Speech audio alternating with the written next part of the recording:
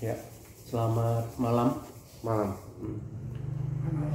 Hari ini kita akan melakukan sesi coaching ya. Ini pertama kali kita bertemu ya. Ya, pertama kali. Dan saya juga belum pernah di coaching sama Belum sekali. pernah di coaching Ya. ya, biasa. Bisa dijelaskan dari nama dan dari mana? Ya, nama saya Novio Sapat Azali. Saya lahir dan besar di Kalimantan Timur, lebih tepatnya di Kota Bontang.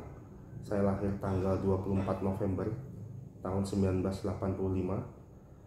Status pendidikan saya strata 1, Ya. lalu sudah menikah dan mempunyai anak 3. Seperti itu. Luar biasa. Jadi kemarin malam ya kita pertama kali bertemu, kemudian saya menawarkan mengundang Anda untuk mengikuti sesi coaching ini ya. Dan Anda berminat ya? Ya, benar sekali Mas. Sebelumnya pernah mendengar coaching? Mendengar saja pernah, tapi untuk face to face kita coaching seperti ini, diarahkan seperti ini belum pernah. Hanya sekedar melihat YouTube, terus baca-baca artikel seperti itu. Tapi di coaching secara langsung saya belum pernah. Sudah mengetahui pemahaman tentang coaching? Belum ya, tapi sepaham saya sih coaching itu seperti pelatihan ya kalau menurut saya. Tapi untuk secara luas itu saya belum paham. Ya. Baik, mungkin saya sedikit menjelaskan ya. Coaching ini adalah sarana yang membantu Anda untuk memberdayakan diri Anda, kemudian membantu Anda untuk memperjelas tujuan yang ingin Anda capai. Jadi dalam sesi ini nanti Anda akan saya minta untuk menentukan satu tujuan yang sekiranya di akhir sesi coaching bisa terwujud. Jadi saya akan bertanya tentang sumber daya, langkah-langkah yang nanti juga lebih bisa menunjang untuk menuju tujuan itu sukses dan lebih memperjelasnya, begitu ya.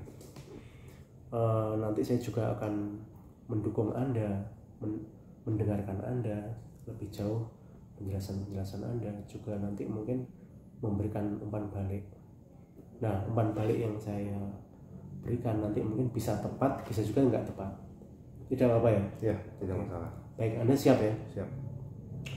Saya juga sudah menyiapkan kertas dan juga handphone lain. Nanti misalnya ada informasi yang Anda sampaikan yang sekiranya penting, saya catat.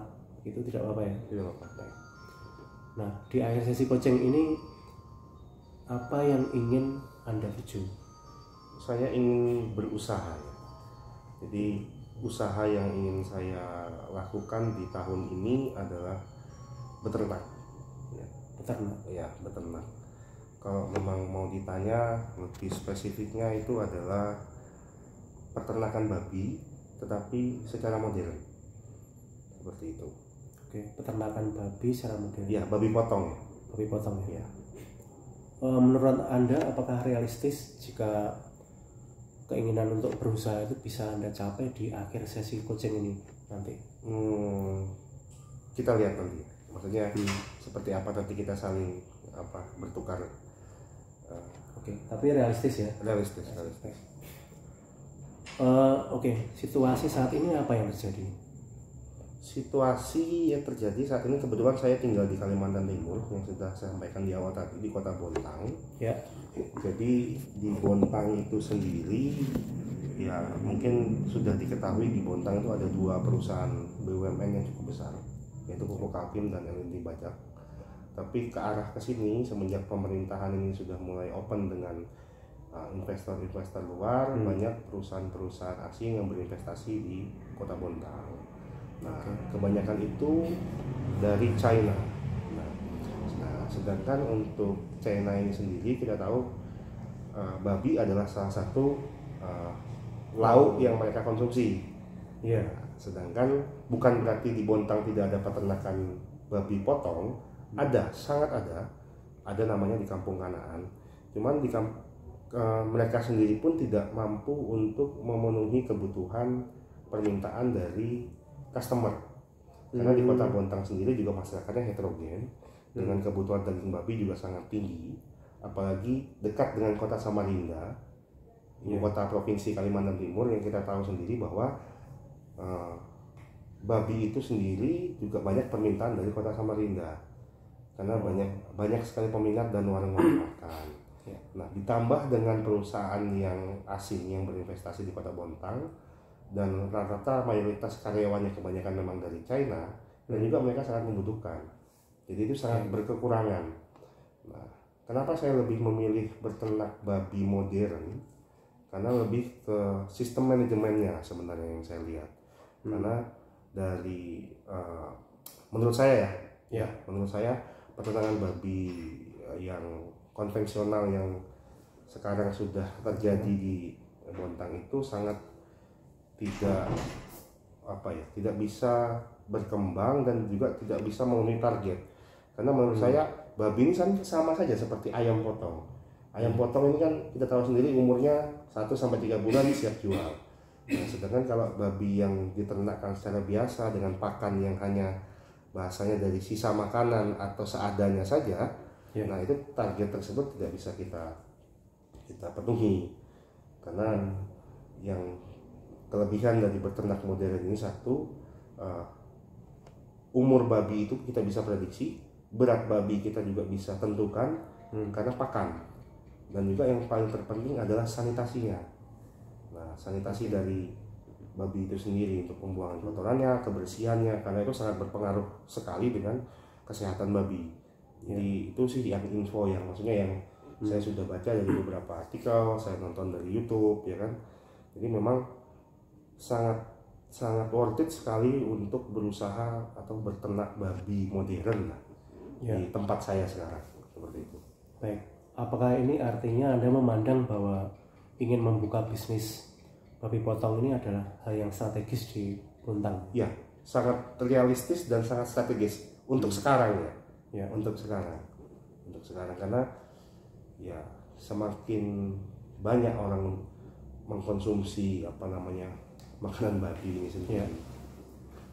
Oke, tadi ada menyebutkan bahwa ada investor asing, terutama dari Cina yang masuk. Kemudian juga ada peternakan babi yang sebenarnya sudah ada di Bontang. Nah, apa relasi dari kedua ini? Relasinya lebih kepada permintaannya kan. Ada orang demandnya. Jadi ada yang masuk, ada orang baru yang masuk, dan memang mengkonsumsi daging babi jelas mempengaruhi permintaan daging babi tersebut di luar permintaan dari kota-kota terdekat. Seperti saya bilang tadi Samarinda. Nah, jadi itu peluang usaha yang menurut saya sangat bisa lah sekarang. Karena permintaannya banyak, sedangkan ketersediaan babi potongnya sangat kurang. Seperti itu. Itu sih yang saya lihat korelasi hubungannya ya. Nah, saat ini apakah ada hambatan untuk memulai usaha ini? Karena saya di Kota Bontang, jadi sangat terhambat perihal pakan babi. Jadi kalau rata-rata umumnya peternak babi yang masih rumahan, mereka menggunakan sayur-sayuran bekas ataupun mengambil sampah sisa masyarakat yang berupa nasi atau ikan, seperti itu. Dan itu juga sangat berpengaruh kepada berat bobot si babi. Dan kembang pertumbuhannya si babi. Nah, sedangkan kalau pakan seperti kalau nggak salah pohannya, jadi yang dijual per 50 kilo itu memang sangat memenuhi standar untuk gizinya, kesehatannya, sehingga untuk pengemukannya itu lebih cepat, sehingga pemilihan babi ini tidak perlu sampai berbulan-bulan seperti itu. Cuman memang kendalanya karena saya di Bontang, akses untuk saya mendapatkan barang tersebut agak rumit, seperti itu. Jadi kendalanya di situ, sehingga susahnya saya mendapatkan pakan berpengaruh terhadap biaya operasional saya nanti pada saat saya memelihara babi potong. Seperti itu. Jadi masih mencari sumber yang tepat, gimana saya bisa dapat pakannya, atau saya bisa ganti dengan pakan lain tetapi dengan standarnya sih, seperti itu. Sebelum kita masuk lebih jauh ya, kesibukan Anda saat ini apa? Kesibukan saya untuk saat ini, saya sedang tidak bekerja. memang sedang tidak bekerja. Sebelumnya memang saya hampir 10 tahun ya. Oke, no, 12 tahun saya di pertambangan. Di pertambangan. Ya, di pertambangan batu bara. Jadi saya ingin mencoba untuk berusaha untuk menjadi pengusaha seperti lebih potong. Ya. Lebih potong. Baik, tadi Anda menyebutkan bahwa terkendala dengan pakan, terutama proses transportasi ya, yang nanti mempengaruhi biaya. Untuk yang Anda lihat saat ini, kualitas pakan babi di Bontang sendiri bagaimana dari ternak lain? Ya untuk sebenarnya agak lumayan susah sekarang saya melihat mereka mendapatkan sumber makanan karena terbatas ya, sangat terbatas. Jadi kadang sampah-sampah sisa masyarakat itu dikumpulkan lalu diolah kembali, dimasak, dan itu yang diberikan ke babi seperti itu.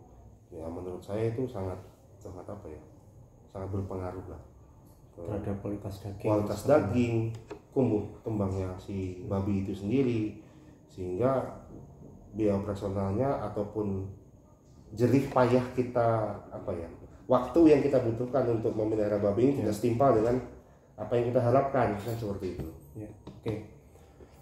Baik, untuk sumber daya ya atau sarana prasarana yang Anda miliki sendiri apa? Ya, untuk mulai usaha ini. Oke. Jadi kenapa tadi jenengan bertanya kendalanya hanya di pakan? Ya. Karena memang saya punya lokasi sendiri. Oh ya, jadi memang saya punya lokasi yang cukup luas sehingga tidak mengganggu orang atau warga. Jadi saya tidak perlu lebih ke perizinan ya, tapi karena lokasi saya sendiri. Jadi saya punya lokasi saya sendiri, lalu memang konsep-konsep untuk tempat kandangnya pun juga sudah saya pelajari.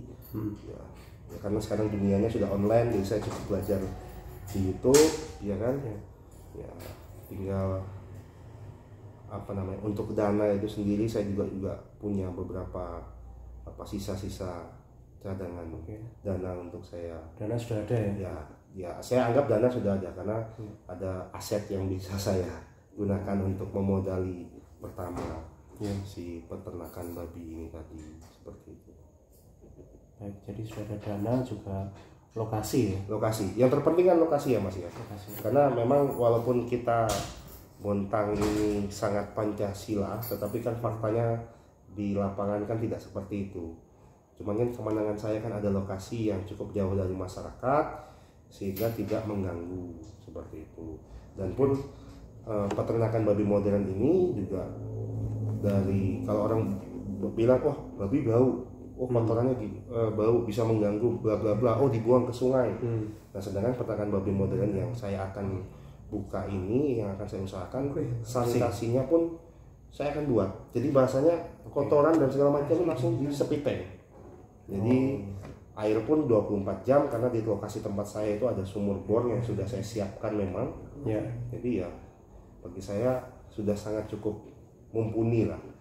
Dari hal yang kalau orang bilang nanti pelihara babi bau atau kotorannya bisa dibuang ke sungai, jadi sorry ya, apakah saya kalau menyebut haram itu nggak masalah sih? Nggak masalah ya. Kan kadang orang wah tuh babi kotorannya haram dibuang ke sungai. Nah itu kan bisa memicu hal-hal eksternal kan.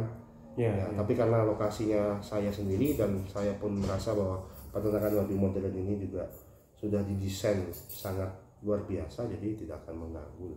Lebih ke pakan sih, lebih ke pakan. Kalaupun penjualannya seperti saya sampaikan tadi, ya customernya banyak, ya kan? Ya, jadi saya tidak. Jadi bahasa kasarnya tinggal saya sampaikan buy online, siap jual babi potong, orang juga sudah langsung. Jadi customer itu sudah jadi moda Anda ya, juga ya? Kenapa saya yakin? Saya sampaikan di awal tadi karena ada banyak perusahaan investor asing yang masuk ke Bontang di luar dua BUMN itu, yang mayoritas rata-rata mengkonsumsi daging babi.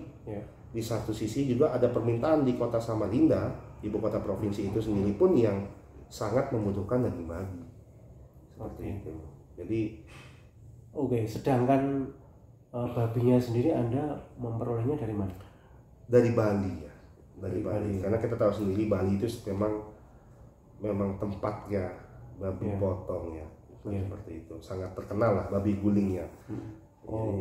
Jadi ya Bali lah bibit. Kalaupun masalah harga, bibit babi itu range-nya sekitar 1.200.000 sampai 1,5 juta bibit per ekor. Bibit per ekor. Iya, bibit per ekor. Di luar indukan.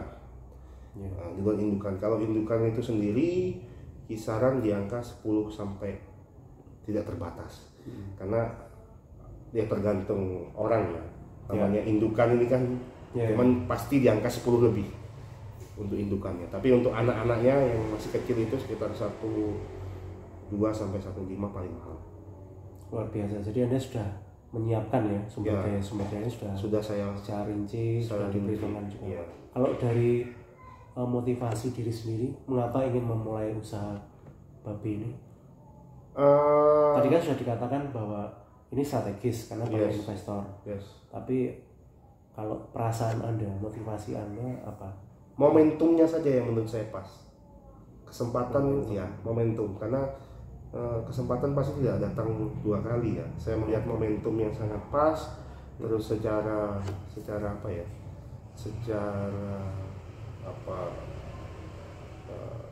Kemampuan, bukan kemampuan ya, tapi secara fasilitas untuk saya bisa membuat peternakan babi modern ya, saya merasa sangat bisa seperti itu.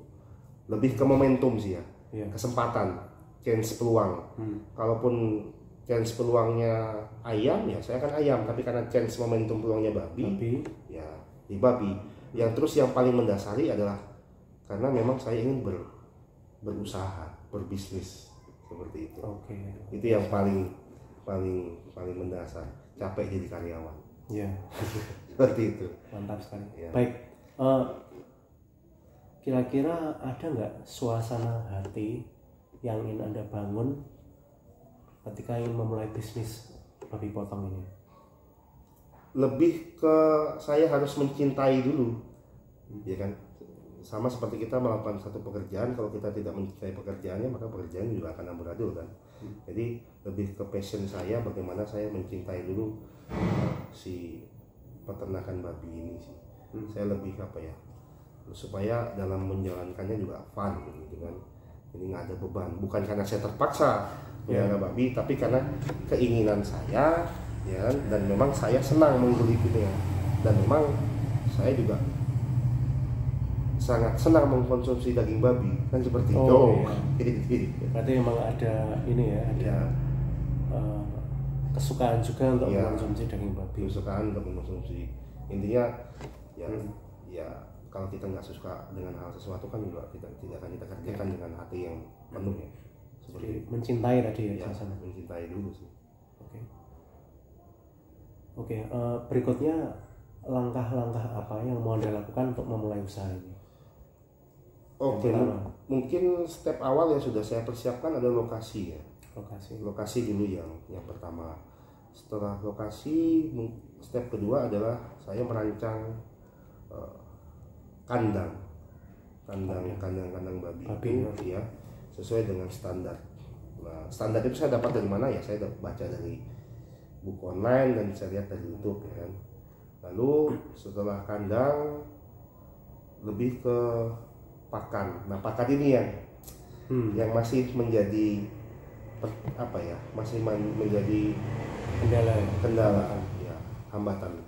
Lebih tepatnya bukan hambatan sih Mas. Maksudnya saya harus cari linknya kemana gitu, supaya pakan ini bisa dengan lancar. Lalu pengganti pakan, kalau memang pakan ini belum habis, belum sempat terkirim, saya harus menggantinya dengan pakan apa, tapi standarnya sesuai dan sama dengan si pakan yang dari pabrik ini, yang pellet ini tadi. Untuk mengoptimalisasikan strategi atau langkah membuat pakan yang berkualitas ini, apa yang mau Anda lakukan? Ya, tetap learning ya, belajar ya. Ya mungkin lebih tepatnya sih sebenarnya yang paling menurut saya yang paling sesuai ya, saya harus ke Bali sebenarnya. Ya ke Bali. langsung melihat peternakan yang besar di sana, observasi ya, observasi, bertanya, melihat langsung, melihat mereka memberi makan. Ya, tidak mungkin juga mereka membeli pakan itu terus karena harganya sangat mahal, Mas. Ya. 50 kilo itu 450.000. Itu di Bali. Ya. Nah, kalau ke Kaltim kan kita belum tahu berapa, pasti di atas dari 450.000. Di atas Bali ya. Ya, pasti itu. Karena kendalanya, bukan kendala, transportasi pengirimannya yang menjadi lebih mahal. Iya, betul. Kan seperti itu. Apakah ada pemikiran untuk misalnya belajar resep dari sana atau menyewa karyawan dari sana? Ya, mungkin itu opsi yang sangat bisa ya. Masukan yang bagus buat saya itu. Artinya mereka bisa memberikan pelatihan bagi orang-orang di karyawan Anda nanti di Bontang ya. Ya mungkin bisa seperti itu juga. Ada. Kalau memang menunya itu memang khas Bali, tapi apakah menu babi potong ini apakah sampai ke menu juga atau hanya pemotongan saja? Maksudnya menu makanan ya? Ya saya juga masih pelajari itu apakah dengan kondisi alam di Kaltim dengan kondisi alam di Bali pakan yang dipakai atau yang untuk dicampurnya apa sama atau enggak kan gitu. Memang perlu sangat observasi ke Bali seperti itu. Kalau bicara pemotongannya ya saya nggak sampai ke pemotongannya karena kebanyakan yang saya tahu teman-teman di Bontang ini yang dikirim adalah babi utuh. Ditimbang hidup, dikirim hidup. Kalaupun pemotongan ya paling untuk saya memenuhi kebutuhan di Bontang saja, itu pun by request. Tapi kebanyakan orang babi potong ini dikirim utuh. Jadi Anda lebih spesifik sampai di tahap mana ingin menjual babi itu? Apa mentahnya saja? Mentahnya saja ya. Sejauh ini lebih ke mentah. Kalaupun nanti akan berkembang, saya akan buka restoran non halal berupa menu babi, ya itu nanti, itu masih sangat jauh ya. Ya, karena kita juga lihat kondisi sekitar. Kecuali kalau memang saya tinggal di Samarinda, mungkin saya juga ada planning atau konsep untuk membuka restoran non halal seperti itu. Tapi karena ini Bontang, ya hanya sampai ke pemeliharaannya saja, sampai dia siap jual lah.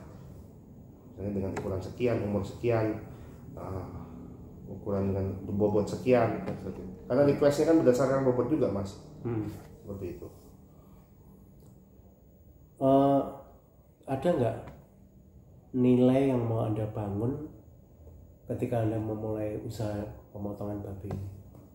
Apakah mau melestarikan bahwa Bontang itu juga punya masalah tersendiri dalam hal babi misalnya, atau apa? Jadi gini, karena saya memang lahir besar di Bontang, banyak perubahan sosial yang terjadi di Bontang ya. Sangat berbeda pada saat saya kecil. Pada saat saya kecil itu, ini nggak apa-apa ya kita bicara yang agak-agak nyerempet. Tidak apa-apa ya. Jadi pada saat saya masih kecil, umuran masih SD dan SMP itu toleransi antar tetangga ataupun antar umat beragama ya lebih tepatnya, itu sangat-sangat luar biasa. Ya, tidak ada yang wah itu orang makan babi kita nggak usah temani, gitu kan? Ataupun kita bertamu ke rumahnya tiba-tiba lantainya dipel karena kita berbeda keyakinan. Nah itu semakin saya SMA, lalu saya kuliah, kebetulan saya kuliah di luar kota Kaltim di Yogyakarta. Nah, tergerus yang namanya saling bertoleransi. Nah, itu sejak tahun berapa kira-kira? 2000-an ya. 2004 ke atas ya. Menurut saya nggak tahu ya, berupa dengan orang. Tapi menurut saya 2004 ke atas itu sudah sangat berubah. Karena dulu kita bernatalan, orang datang dengan sukacita datang ke rumah kita walaupun mereka tidak bernatalan. Begitupun kita yang bernatalan, begitupun teman kita yang berlebaran, kita akan datang sukacita ke rumah mereka. Dan itu sekarang sudah hilang, sangat hilang. Gitu ya? Ya sangat hilang. Dan sekolah pun dulu tidak ada yang, ya sekarang pun walaupun kebijakan dari pemerintah termasuk kebijakan dari Menteri Pendidikan Pak Nadiem Makarim berkata bahwa ada aturan yang tidak mewajibkan orang berkerudung ya. Ya. Nah, di Bontang sangat berubah sekali. Jadi ketahuan sekali bahwa minoritas itu agak sedikit dikucilkan. Bukan agak sedikit dikucilkan sekarang, sangat dikucilkan. Cuman ya masyarakat Dayak di sana minoritas. Karena Bontang itu kan kota industri. Otomatis heterogen. Orang-orangnya dari seluruh Indonesia datang. Karena kan karyawannya dari seluruh Indonesia. Cuman memang di tahun-tahun terakhir ini di pemerintahan presiden kita yang baru ini memang sudah mulai lagi yang namanya bertoleransi. Terasa ya? Sangat terasa. Sangat terasa ya? Sangat terasa. Bukan dari SBY? Oh bukan. Tidak ada. Jokowi ya? Jokowi. Jadi sangat terasa. Nah kalau ditanya nilai-nilai apa ya, saya ingin menciptakan bahwa memang di Bontang itu orangnya heterogen. Dan kita pelihara babi ya karena memang ada peminat babi kan seperti itu, dan itulah makanan lauk yang bisa ya, maksudnya yang lauk kesukaan lah bagi orang yang bisa makan kan seperti itu. Jadi supaya orang juga melihat bahwa di Bontang ini minoritas itu juga ada gitu loh. Jangan minoritas itu dihilangkan kan seperti itu. Ya betul. Luar biasa ya. Jadi memang ada nilai yang ingin Anda bawa juga ya. Iya.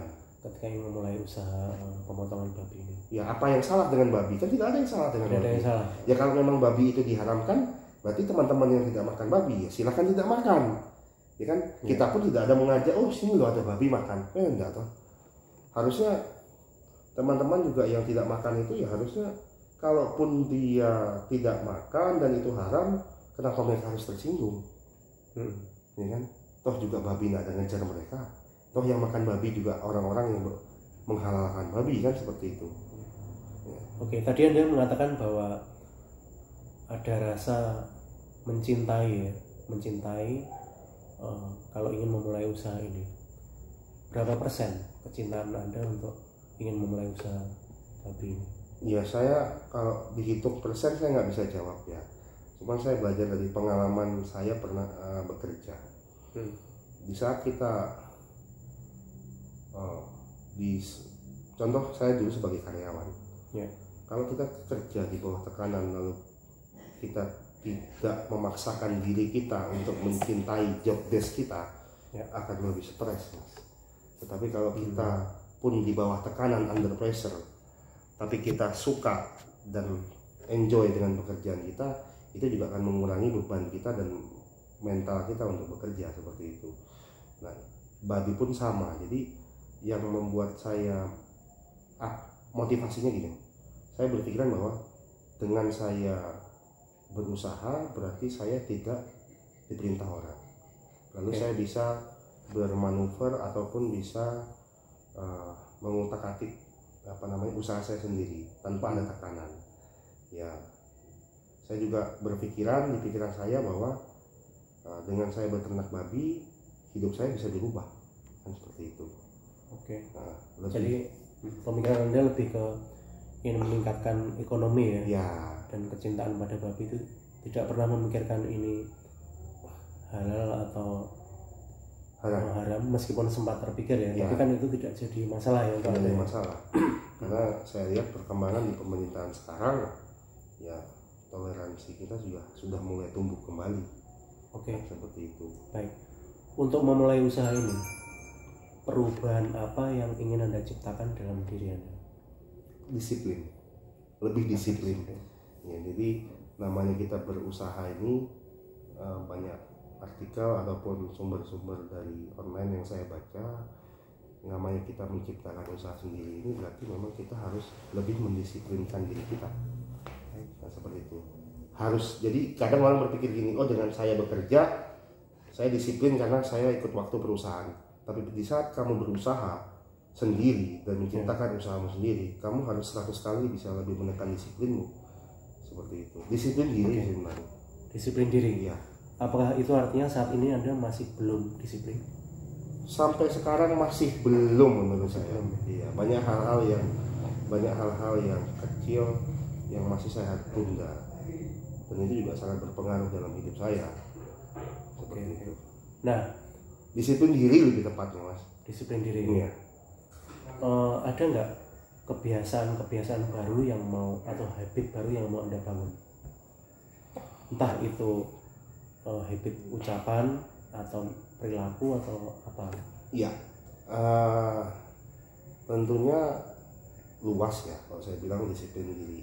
Cuman kalau dengan tanya apa yang harus saya rubah dalam hidup saya untuk modal saya berusaha sendiri, ya lebih ke habit saya yang harus saya rubah. Saya hidup harus lebih teratur, terus saya bertutur kata juga harus lebih difikirkan. Jadi bahasa kasarnya jangan sampai kita berkata itu menyakiti hati orang. Ya seperti itu. Karena kalau kita menyakiti hati orang itu menurut saya juga sudah sangat sangat impactnya sangat luar biasa ke kita. Lalu lebih tahu tentang standar diri saya, jadi tidak melebih-lebihkan. Iya, jadi bahasa gini, kalau saya hanya bisa memelihara 5 ekor babi, kenapa saya harus memaksakan 10 ekor babi? Seperti itu. Tahu diri ya, tahu diri, tahu batasan, tahu mana yang harus dikerjakan, mana yang tidak, mana yang menjadi prioritas, mana yang tidak. Itu sih.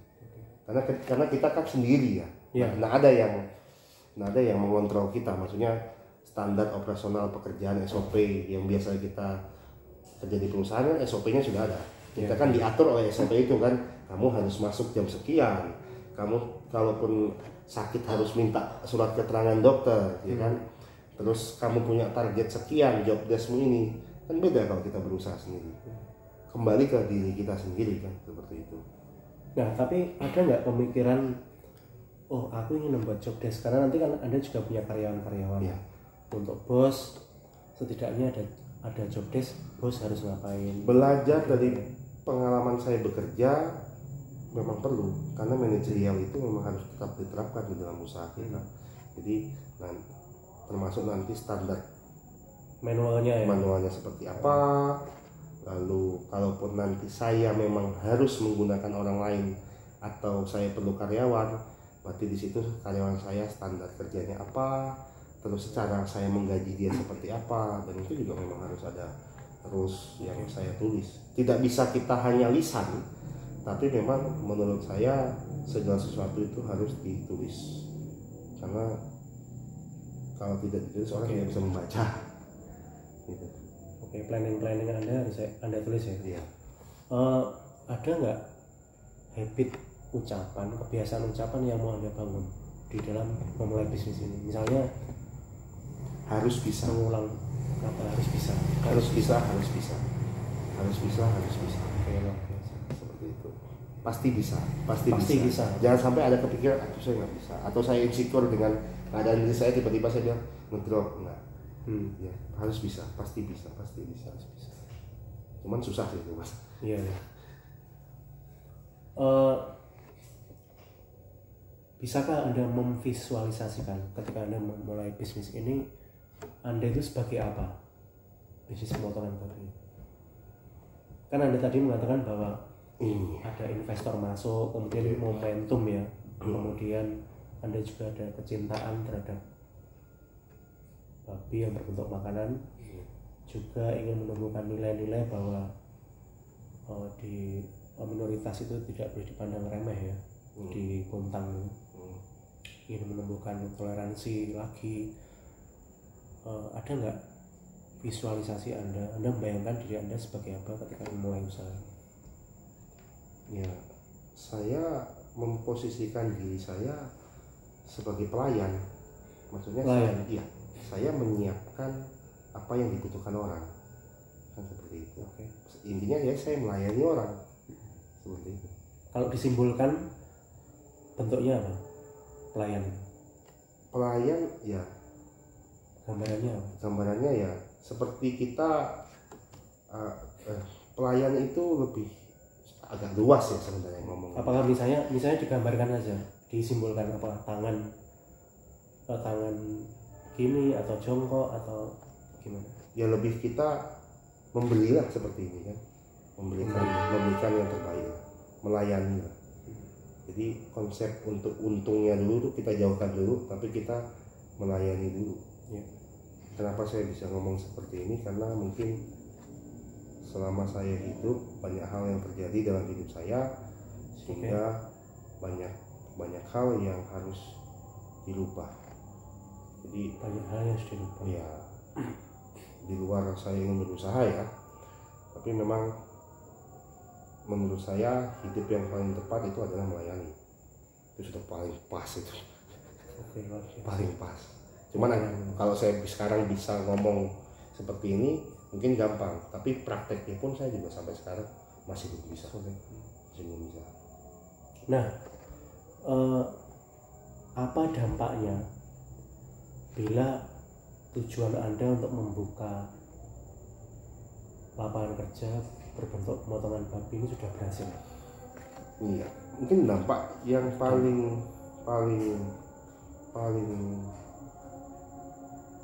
besar menurut saya, ya saya menambah lapangan pekerjaan. Saya menambah lapangan pekerjaan. Lalu pemerintah pemerintah setempat, pemerintah Kota Madia Bontang sendiri pun juga bisa melihat bahwa peternakan babi ini bisa menjadi usaha atau UMKM yang tidak bisa dipandang remeh. Karena target saya selanjutnya, kalaupun memang ini mimpi ya Mas ya, mimpi ya, ya lebih ke ekspor, sampai ke ekspor daging. Jadi lebih berbicara ekspor dalam kemasan. Itu. Kita punya hak paten kita sendiri. Itu mimpi saya. Tapi tentunya ada dampak negatif juga ya. Cuma yang ingin saya tanyakan, bagaimana untuk meminimalisir dampak yang negatif atau memperbesar dampak positif dari keberhasilan mewujudkan tujuan? Ya, dengan berkembangnya usaha peternakan babi, automatically menambah lapangan pekerjaan. Ya. Dengan menambah lapangan pekerjaan itu pun juga sudah sangat membantu secara positif tentang peternakan babi ini di mata masyarakat. Oke. Ya, karena dengan adanya peternakan babi ini ada orang yang bisa hidup dari peternakan babi ini, kan seperti itu. Ya. Dan secara sosial pun ya kita bisa memberikan bantuan lah kepada orang di sekitar kita, kan seperti itu. Harus lebih ke dampak secara positif ya. Cuman kalau kita bicara Indonesia dan kita lebih kecil lagi Kota Bontang, kalau ditanya positifnya ya dengan adanya peternakan babi ada lapangan pekerjaan baru, di situ orang dapat income, penghidupan, saya rasa juga sudah sangat positif.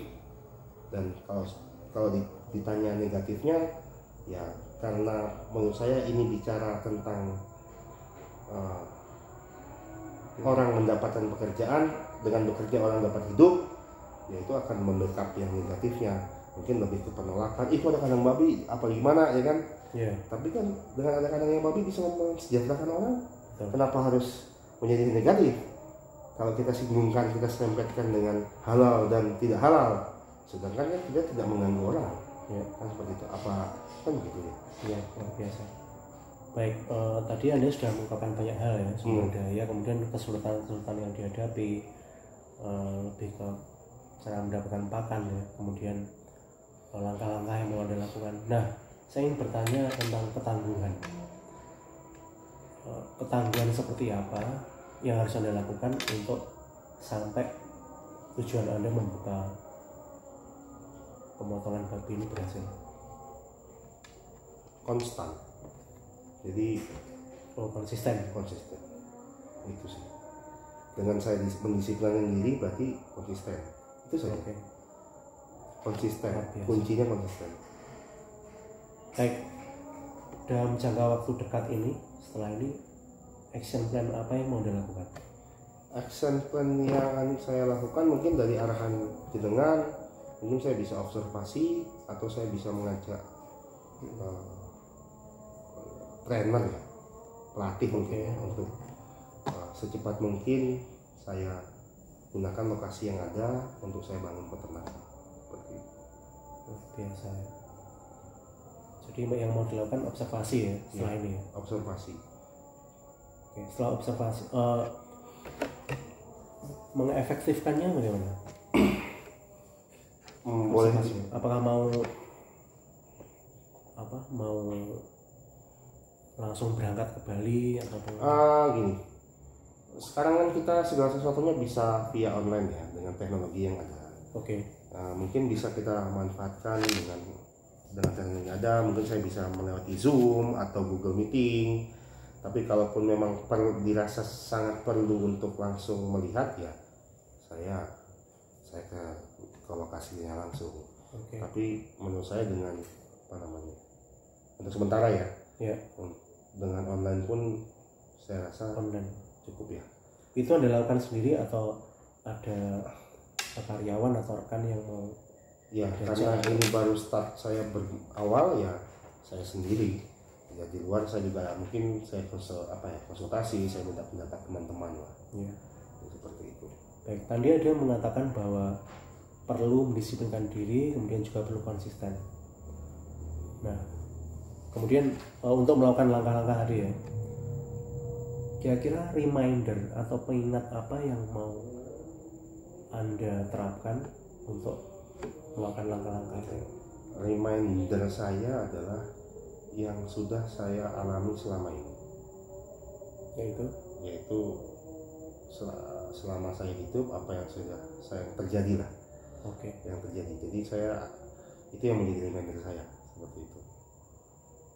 Dengan jatuh naiknya saya, dengan kondisi saya pada saat bekerja, terus kondisi pribadi saya sekarang, terus apa yang pernah membuat saya sangat jatuh, apa yang pernah membuat saya sangat naik. Nah itu merupakan menjadi reminder saya yang sangat kuat sebenarnya. Seperti itu. Oke, luar biasa. Kemudian Anda kan tadi mau melakukan observasi ya dalam jangka dekat. Bagaimana untuk memonitor ini? Bahwa observasi yang Anda mau lakukan itu bisa berjalan dengan baik. Kegiatan Anda kan tadi mengatakan online, Zoom. Nah untuk memonitornya bagaimana? Bisa mungkin di awal kan Anda ingin melakukan Zoom atau training ya, training dengan orang dari sana atau bagaimana agar ini terlaksana, planning ini, action plan ini, bagaimana mengawasi atau memonitornya? Ya, intinya setelah saya melakukan observasi adalah saya sudah langsung membeli bibit babi ataupun indukan. Oke, jadi langsung ke action berikutnya. Ya, action berikutnya langsung membangun tempat peternakannya. Jadi tidak menunda lama, karena kalau tertunda nanti malah menjadi malah semakin ada keraguan saya untuk mulai usaha. Intinya plan induknya sudah saya buat, ya kan, step-stepnya ya harus saya ikuti kan, seperti itu. Lewat observasi pembuatan kandang, setelah observasi diajari pembuatan kandang, dibuat kandang, langsung pesan bibit. Kalaupun memang masih ragu dengan keadaan diri sendiri, ya kita minta tolong. Mungkin ada kompensasi biaya yang harus kita keluarkan, mendatangkan orang dari Bali. Ya, itu akan saya lakukan secepatnya. Apakah akan ada evaluasi juga dari proses langkah-langkah ini? Iya, pasti ada dong. Namanya kita memulai sesuatu yang awal itu pasti ada evaluasi. Oh ternyata si plan A ini tidak bisa, pasti harus ada plan B, plan C dan berikutnya. Karena untuk menemukan sistem yang tepat kan memang harus ada perubahan-perubahan seperti itu. Betul, luar biasa ya. Baik, dari semua yang sudah Anda uraikan ya, sumber daya yang Anda miliki, kemudian langkah-langkah, juga terakhir dampak dan action plan yang mau dilakukan dari sesi coaching yang singkat ini, apa kesimpulan yang bisa Anda dapat? Kesimpulannya adalah tidak menunda hal yang akan dilakukan, langsung kita kerjakan. Semakin lama menunda, keraguan-raguan itu semakin muncul, malah itu tidak akan terjadi. Ya, intinya langsung take action. Jadi coaching ini memberi inspirasi untuk ya, memotivasi ya, seperti itu. Jadi dengan kita ngobrol berdiskusi ini, ya, saya mendapatkan feedback yang luar biasa. Maksudnya, ya kesimpulannya adalah jangan ada penundaan. Ketika ingin memulai sesuatu, lakukan. Jika memang kamu yakin, lakukan. Karena sudah sesuatu yang baik, kalau kita lakukan juga baik, pasti hasilnya baik. Lain kalau saya tujuannya saya mau bikin pabrik yang legal, kan itu juga sudah lain cerita. Seperti itu. Ya, ada nggak pertanyaan yang Anda harapkan tapi belum saya tanyakan? Anda ingin ditanya apa gitu? Belum sih, Mas. Belum, sudah terwakilkan ya. Sudah terwakilkan. Ya, sudah sangat terwakilkan. Oke. Baik Pak Novi, ya. Kita sudah sampai di akhir sesi coaching. Mungkin kalau belum puas kita bisa jadwalkan ya. Oke. Coaching berikutnya untuk menggali lagi lebih dalam tentang keinginan untuk berusaha pemotongan babi ini. Semoga apa yang diinginkan bisa terwujud. Semoga sesi coaching ini bermanfaat. Ya, terima kasih. Terima kasih. Salam. Salam.